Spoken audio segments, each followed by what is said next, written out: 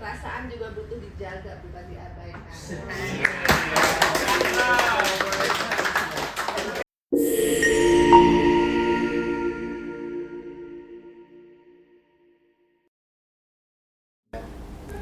Hai semua, perkenalkan nama saya Yudia Andaluri. Saya asisten dari bagian sekretariat dan hukum. Dan pada sharing session hari ini, saya akan membahas terkait emotional hygiene. Oke, mari kita lanjut ke sharing session hari ini. Terima kasih. Assalamualaikum warahmatullahi wabarakatuh. Selamat pagi Bapak, Ibu, dan adik-adik sekalian. Terima kasih atas waktu dan kehadirannya untuk hadir di pagi hari ini dalam acara sharing session. Terima kasih Mbak Lady untuk materinya. Dan pada pagi hari ini saya akan mencoba sharing materi tentang emotional hygiene. Tapi sebelum kita masuk ke emotional hygiene, saya akan membahas tentang kesehatan mental. Ini saya ambil dari acara pada 12 Juli 2024. Itu ada Nusantara Women Leadership Forum ya. Itu kita pernah membahas khususnya karyawati di PTPN tentang sehatkah mental kita. Sebenarnya ini ada banyak sekali slide-nya, tapi saya hanya mengambil beberapa materi.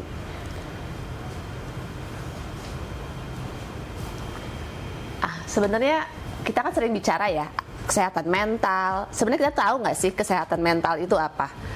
Jadi kalau menurut World Health Organization, kesehatan mental itu adalah kesejahteraan fisik, mental, dan sosial yang lengkap dan bukan hanya tanpa adanya penyakit atau ketidakmampuan. Dan saya juga sempat googling. Jadi kesehatan mental itu sendiri adalah kondisi kesejahteraan emosional, psikologis, dan sosial yang mempengaruhi cara seseorang berpikir, merasakan, dan juga bertindak.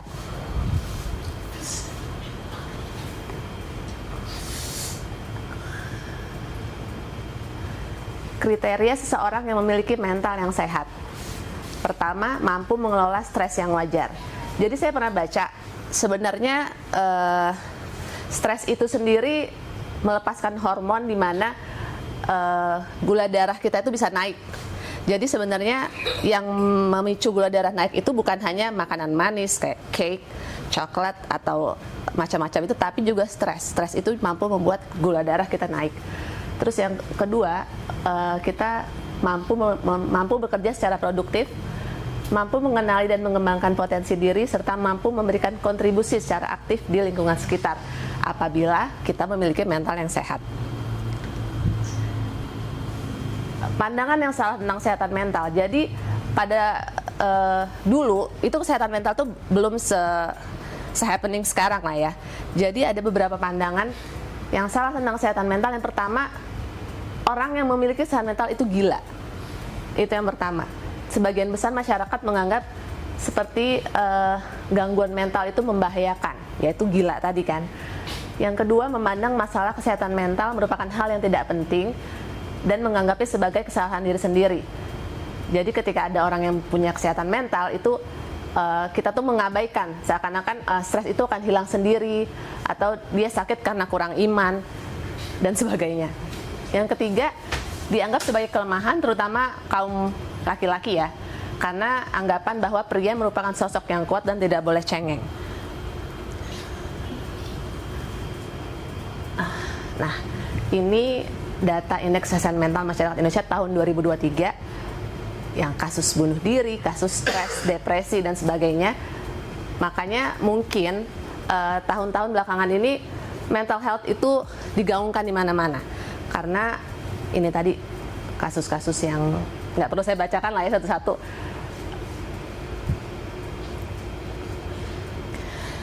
Nah, responden di Indonesia memiliki 3 sumber untuk meminta saran dan bantuan terkait isu kesehatan mental.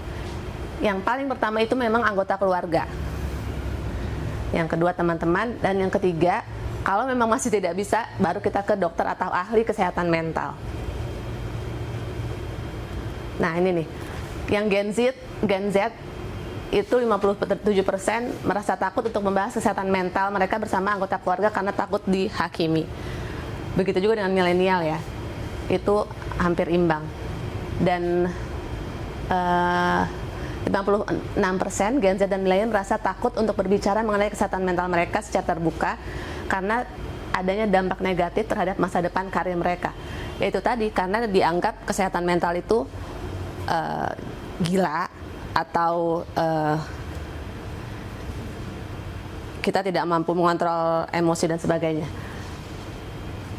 Nah, there is no health without mental health. Jadi kalau kita di sini biasanya kan selalu kesehatan fisik yang utama. Kita olahraga, kita diet, tanpa di satu sisi kita juga harus peduli dengan kesehatan mental kita.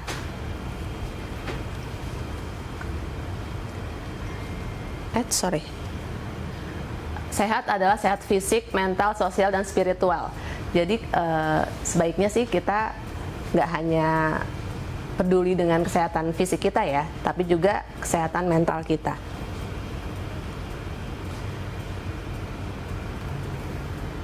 Kesehatan mental berhubungan dengan kesehatan fisik. Nah, ini dia.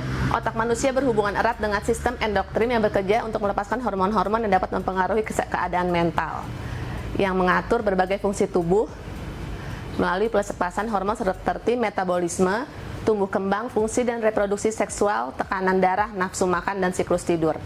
Biasanya kalau stres, kita kan siklus tidurnya berantakan, nafsu makannya berantakan, ya semuanya berantakan deh.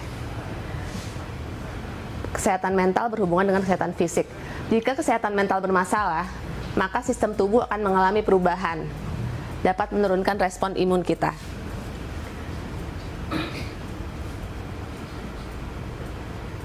Nah, ini gambaran besar tentang kesehatan mental ya. Maka dari itu kita ke intinya adalah tentang emotional hygiene di tempat kerja. Sebenarnya emotional hygiene itu apa sih? Ya. Nah, ini hashtagnya bagus nih. Karena perasaan juga butuh dijaga, bukan diabaikan. Jadi emotional hygiene itu adalah kebiasaan dan upaya untuk menjaga kesehatan emosional, seperti kita menjaga kebersihan fisik kita. Karena kebersihan fisik mencegah penyakit tubuh. Kalau emotional hygiene itu mencegah infeksi emosional seperti stres berkepanjangan, dendam, atau emosi yang menumpuk. Kenapa kita penting punya emotional hygiene di tempat kerja? Pertama, meningkatkan fokus dan kualitas kerja, mencegah konflik dan miskomunikasi, itu yang penting sih, membangun hubungan kerja yang saling menghargai, dan menciptakan lingkungan kerja yang positif. Ini tanda emosi yang sedang aktif. Ini adalah gejala tanda-tanda ketika emosi sedang aktif, tanda kutip ya. Pandangan menyempit. Nah, pandangan menyempit, nada suara berubah, detak jantung meningkat, pikiran berputar-putar, emosi meledak, atau justru mati rasa. Biasanya yang kita sering temui itu emosi meledak ya.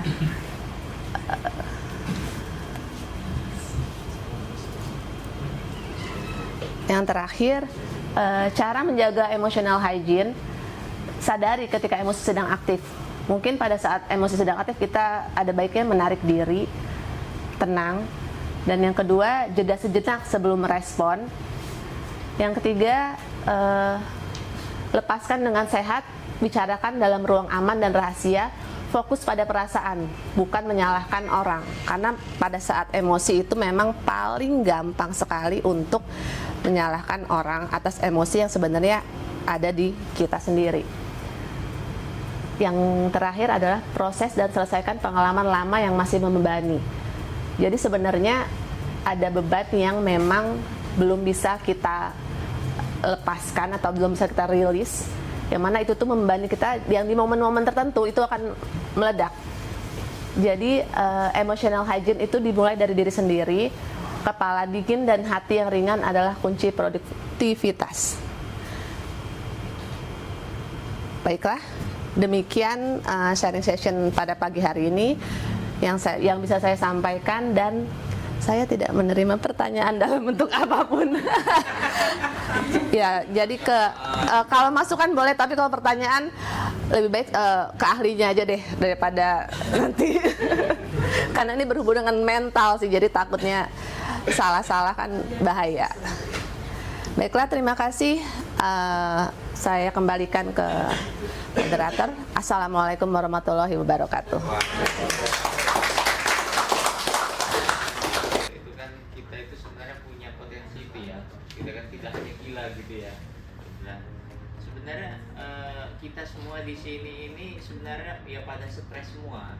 Bedanya kita nggak keliling-keliling di jalan itu aja gitu kan ya, ada artinya ya. Jadi ya semuanya punya tanda-tanda lah ya, stres mental. Tanda. Iya, sebenarnya kalau mau nanya tadi sebenarnya mau nanya, tapi nggak boleh tanya. Tapi ya sebenarnya nanyanya simpel sih. Ya kalau misalkan nanti dijawab, kalau misalkan tipsnya gimana sih dari Mbak Yudia kalau gitu kan memanage emosi supaya stress release-nya, kalau Mbak Yudianya gitu kan, bukan tips yang ini terlalu inilah, tapi kan semua orang punya tips sendiri gitu kan. Nah tapi kalau Yudia kan dengan Mbak Yudianya sendiri, kalau Mbak Yudia gimana kali bisa inspirasi buat kita. Kalau setiap orang kan stress release-nya beda-beda ya. Ada yang berdiam diri, dengar lagu. Kalau saya ini di kantor ya? Di kantor, di rumah, ya tadi kan betul kan ada keluarga, Iya, karena kalau ada stres kan teman di berbagai tempat ya. Iya. Contohnya kalau di kantor stress release saya mungkin keluar dari ruangan. Datengin Andri. Iya, sampai moodnya membaik baru balik lagi gitu. Tapi biasanya sih olahraga. Itu tadi olahraga itu memberikan hormon bahagia sebenarnya. Dan yang kedua liburan. Yang ketiga liburan. Ya cukup ya. Betul. Lanjut. Di kantor ini. Jadi maksud saya kalau bertanya apakah ada atau ini menyediakan fasilitas atau memprovide professional help seperti psikolog berlisensi gitu untuk karyawan yang di sini, karena pace kerja kita kan cepat dan juga tekanan yang sangat padat, juga banyak tekanan tinggi gitu untuk semua pekerjaannya. Apakah kantor ini pernah dulu ada professional help yang berlisensi untuk memprovide karyawannya agar lebih proses pekerjaannya lebih produktif? Saya coba jawab ya, nggak salah.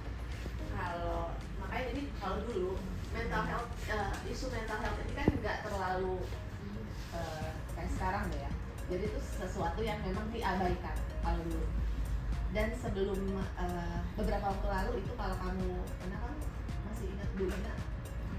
Jadi dulu itu Bu Ina itu pernah membuat program seperti itu. Tapi ya belum sampai sekarang sih. Tapi memang sempat ada mau dibuat program kayak psikolog gitu loh. Jadi ketika ada apa bisa curhat.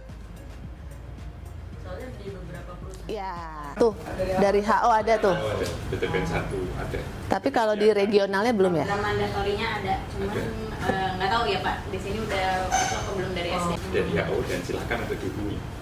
Silakan masuk ke sana, bisa. Oh, via telepon atau By WA dan kemudian nanti bisa untuk face to face. oh. Silakan. Ada di Agus, Gratis. coba kita ingat bareng-bareng yang pegang hak di perusahaan kita.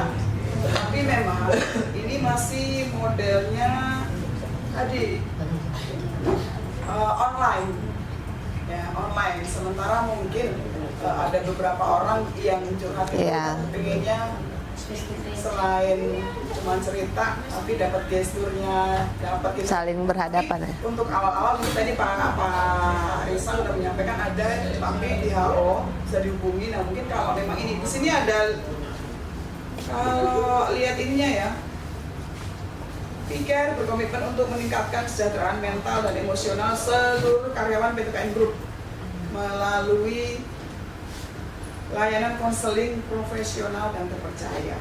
Ini ada 50 plus expertise konsultan di sini. Jadi kayak halodoc ya. Mungkin bisa menghubungi di sini, bisa dipilih mau konsul dengan siapa. Jadi kayak halodoc Memang ya. masih Halodoc. ya. Nah ini mungkin saya jadi menanggapi ketika pernyataannya menarik tadi Pak John Iwan sudah menyadari bahwa kita semua dalam keadaan stres. Mengatasi mental health pertama kali memang harus sadar bahwa kita stres. Ya, bahwa kita sakit, mengakui bahwa kita sakit. Karena kalau kita nggak ngaku sakit, kita pasti nggak berubah gitu kan. Iya. Tadi Mbak Usni ngomong loh, katanya gila nggak ditanggung BPJS. Itu statement saya yang sama ketika 2018-19. Saya pegang pertahanan keamanan, saya vertigo, saya hampir 2 kali Stres. jatuh ya mungkin ya karena vertigo saya ya gitu kan. Jadi saya ngakui itu stres ya, tapi saya ngomong ke teman-teman, orang stres gila nggak ditanggung BPJS. Jadi kita harus segera merilis stresnya, berobat supaya itu nggak lari ke fisiknya ikut. Tadi kan Yudia bilang tuh kalau stres bisa mempengaruhi ke fisik. Jadi mungkin masing-masing bisa melakukan. Kalau di sini ada piker, konselingnya lewat ini ya untuk karyawan dan disediakan. Nah kalau yang teman-teman lain cari orang yang paling dipercaya gitu, di sekitarnya. Kalau di kantor tadi kan Yudia keluar, berarti Yudia nggak ada stress release di ruangan. Nggak apa-apa, itu nggak apa-apa, itu sangat ini ya, nggak apa-apa. Ada juga yang mungkin kalau saya kemarin ngomong sama Pak Dede, saya besok puasa ngomel ya Pak Dede ya, tapi saya berarti banyak makan nih kalau puasa ngomel. Larinya ke berat badan yang naik. Nah, kalau saya mengukur saya stres apa tidak itu ketika berat badan saya naik terus nih, terkontrol lagi, naik terus ini berarti ada sesuatu yang nggak beres dengan saya. Akhirnya saya sekarang rutin. Kalau dulu sebulan sekali ke kebun, saya setiap minggu sekali saya ke kebun. Setiap Sabtu saya harus ke kebun. Kalau dulu cuma tiap pagi, malam di rumah, sekarang saya tambahkan lagi Sabtu saya harus ke kebun. Entah ke Persebu, entah ke Natar, pokoknya saya ke kebun dan di sana saya lebih produktif gitu. Ini aja kalau Tuhan untuk kata-kata hari ini yang kesehatan mental. Perasaan juga butuh dijaga, bukan diabaikan.